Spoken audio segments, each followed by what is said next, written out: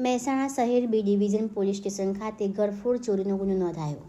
મહેસાણા શહેરના નાગલપુર વિસ્તારમાં તક્ષશિલા સોસાયટીના બંધ મકાનને નિશાન બનાવીને અજાણ્યા ચોરોએ લાખો રૂપિયાના દાગીના ચોરી જતા ફરિયાદ નોંધાઈ છે।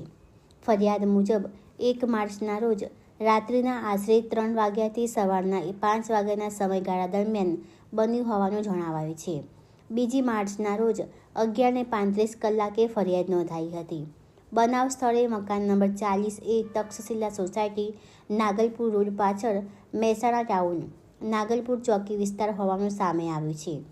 ફરિયાદી ચેતનાબેન કલ્પેશ કુમાર પ્રજાપતિ ઉંમર વર્ષ 41 આપેલી ફરિયાદ મુજબ અજાણ્યા ઈસમ દ્વારા બંધ મકાનનું તાળું તોડીને અંદર પ્રવેશ કરી તિજોરીમાં મૂકેલા કિંમત રૂપિયા 5,40,000 દાગીના ચોરી લઈ જવામાં આવ્યા છે।